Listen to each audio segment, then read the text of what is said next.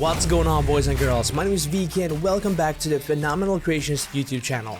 Hope you guys all doing well. Today we have a pretty cool episode in hand. This episode has been long in the making, a lot of testing has been made, and probably from the title below you can get an idea of what we are going to be talking and showing about.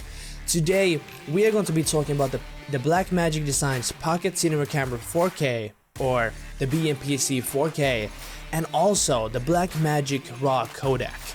And that is the main focus of this video. We're also going to talk about the camera itself, but the RAW codec is the one we're going to be talking about because it's so freaking mind-blowing in many ways. So let's go ahead and jump in to what we're going to be talking about. Yeah, let's start working this through.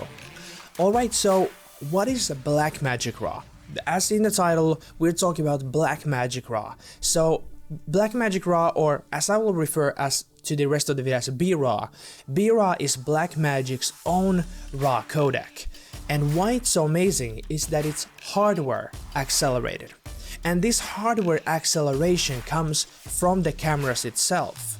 That the cameras are doing most, or maybe not most, are doing some of the heavy lifting of that codec breakdown already inside the camera before it saves up to your CFast cards or external memories or wherever you're saving that video, that file, is that it's already breaking down and encoding that footage for easier playback and smaller file sizes. So, and then it's super optimized for DaVinci Resolve. And we're gonna be talking about this super soon, why this matters.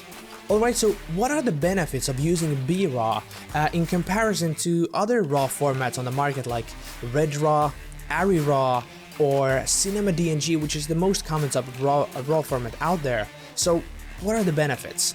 Well, there's mainly three things to consider. The first thing is that you don't need any additional software on your computer to, when you drop in those footage files, you don't need to encode them or transcode them or like manipulate them in any way to make them more editable in your video editing softwares afterwards. Basically, like Cinema DNG, for example. When you hit record with a camera that shoots Cinema DNG, it basically creates folders inside that memory where you're shooting into and creates like still frames. Like every frame you record that video on, it will create a single frame, and then it basically is a folder full of pictures and images, like raw images, and then you need a software to merge them in and like edit them into video files so you can then edit those video files somewhere else. This is a hassle, this is a crazy workflow to go, and people have been getting used to this for a long time. With Blackmagic RAW, you can just upload them to a computer and drag and drop them into your video editor, and that's it. At least when you're working with DaVinci Resolve, they're super optimized and they're crazy good. And if you're wondering why I'm talking about DaVinci Resolve, it's just a crazy good editor. I have been talking about DaVinci Resolve on the channel several times. It's free, you can get it like right now. It's super powerful, industry standard color grading, you know this. Let's move on to the second thing. So the second thing to consider is that you don't need anymore a monster computer to handle these raw files. Normally you would need a really strong computer, like a monster, beast computer, to have a lot of computing power and graphical power to encode and process these raw files. If you're using a RED camera, nowadays you need like an iMac Pro or something like this to play back fully without dropping so many frames at a time, so you can play back those files. But BRAW, you don't need to. For example, in the production office I work time to time right now, I have through the work an older iMac 27-inch from 2013, a mid-tier spec. It was not then the most powerful machine ever, but right now, 6 years later, it's a pretty slow computer. And I like recorded and shot a commercial with a Blackmagic Ursa Mini Pro 4.6K 60 FPS in Blackmagic RAW, and I didn't drop a single frame even when color graded. That should just speak for itself. You just don't need a strong computer to handle those files, and you get raw capabilities. That's like crazy. It's totally mental. And then the third thing, which is probably the most outstanding thing of it all. With Blackmagic RAW, with BRAW, you can record to different kind of compression ratios. And the BRAW for 12 to 1 compression in 4K in file size is about 96 megabytes a second. I'll let that sink in because some of you might understand that that means that you can record raw video onto SD cards, onto those simple, super cheap SD cards, like which are $25 of Amazon. You can record raw video 4K, 60 FPS to SD cards. I'm just gonna leave that. I'm just gonna leave it there. That's just so crazy. Like, there's no other camera that can do that. No other codec that can do that. Alright, so now we are inside the computer, or by the computer to be told, and I want to kick things off with the Blackmagic RAW compression comparison test.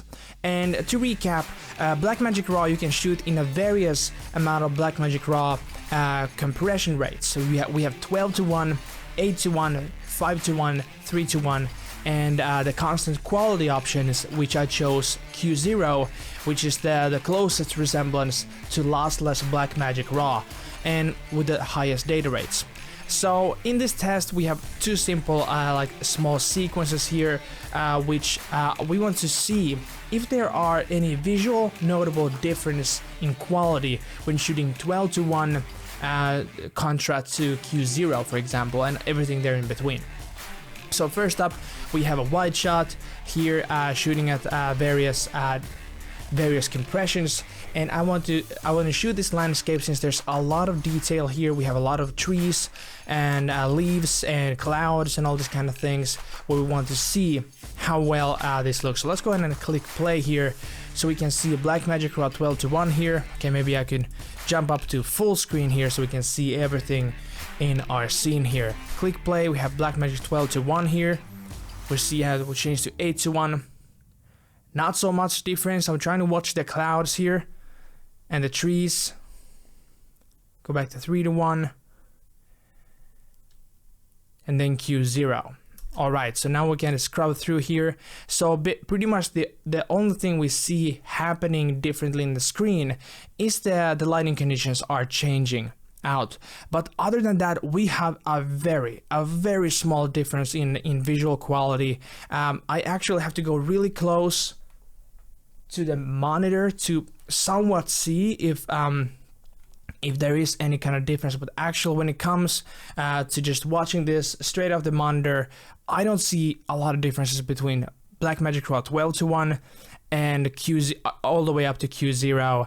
They are holding up extremely well here, looking really nice. So okay, that was the initial test. So in wide shots, without having digitally zoomed in, this passes the test in a way that Blackmagic 12:1 is extremely well holding up, considering the compression rate to Q0, which is probably the lossless version.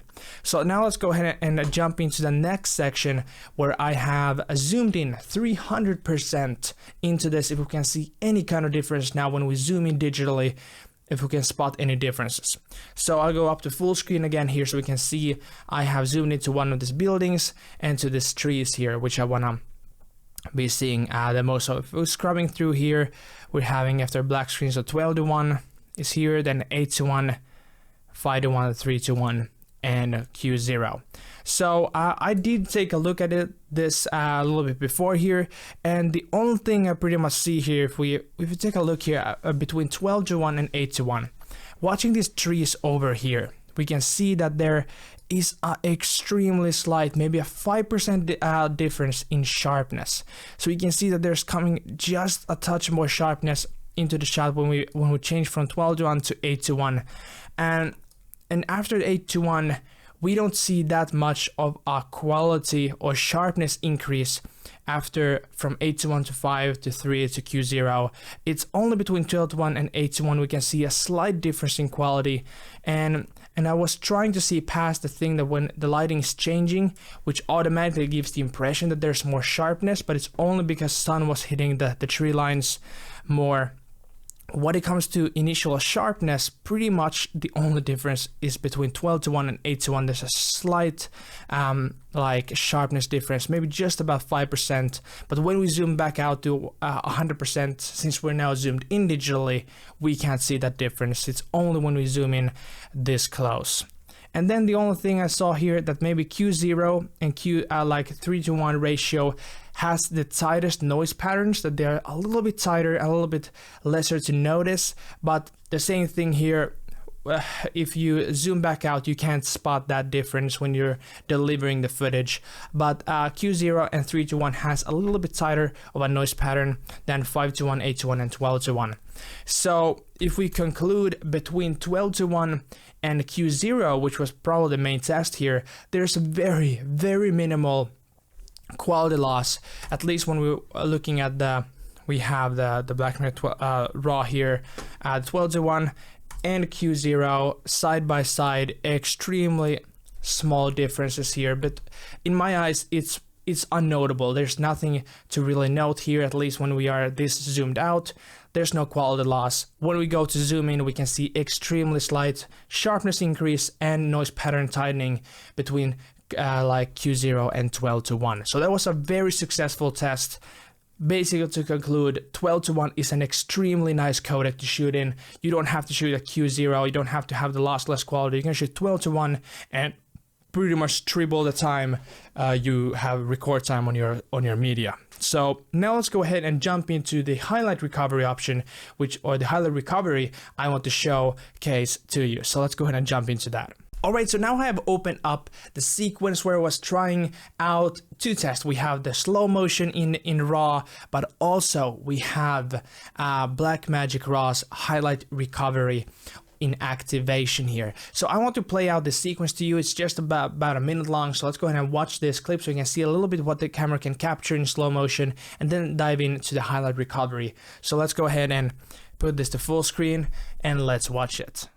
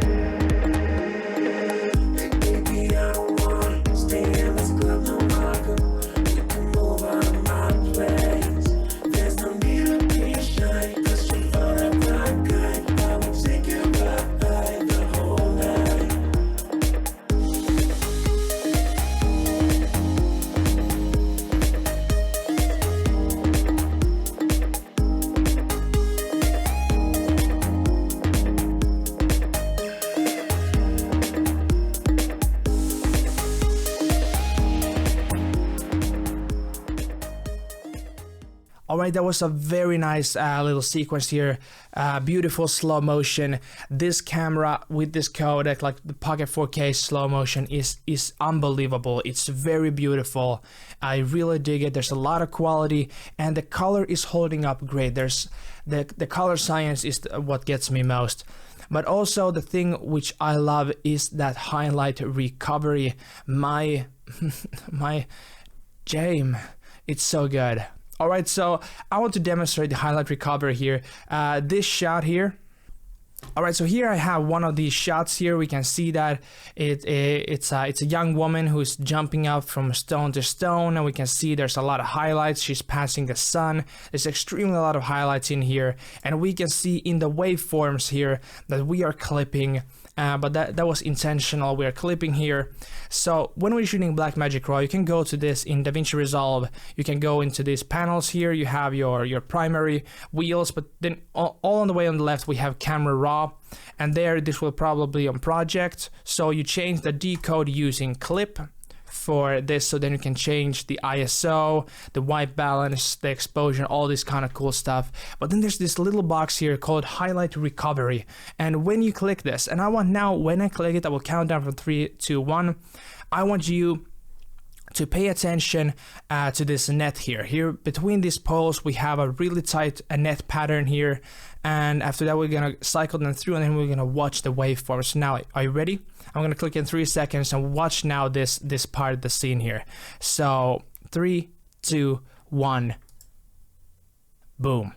Do you see that? We'll do that again. I clicked one button and this much detail is recovered from this extremely light and tight pattern of the net, which is now like a normal camera sensor. You can't see this, it's completely clipped out, but when I put the highlight recovery on, we get so much detail back here. It's crazy. And we can also see it here in the waveforms. Look at this, it's clipped totally here on the right side, and now when we click the highlight recovery, look how much detail we are getting back. Of course, if we go ahead and here and take like a new node here and try to drop down the highlights, we are still clipping a little bit. But when we, if we were considering that this is what a normal camera sensor without RAW capabilities, like if you were shooting ProRes with the Pocket 4K, this is pretty much what you will get. But with BRAW, one button, and boom, we get this much highlight recovery back from the scene, and that's extremely nice. I want to show you another example. If we go back to the original compression rates, we have a really cool shot there too.